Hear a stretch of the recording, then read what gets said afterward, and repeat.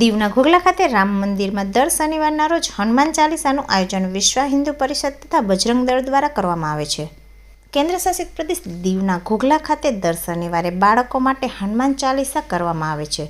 વિશ્વ હિન્દુ પરિષદ તથા બજરંગ દળના સહયોગથી આ બાળકોને હનુમાન ચાલીસાની સાથે સાથે તેમના અર્થની સમજણ પણ આપવામાં આવે છે. દર શનિવારે બહોળી સંખ્યામાં ભક્તો જોડાય છે અને ખૂબ જ શ્રદ્ધાપૂર્વક હનુમાન ચાલીસા બોલી અને સમગ્ર વાતાવરણ ભક્તિમય બનાવે છે.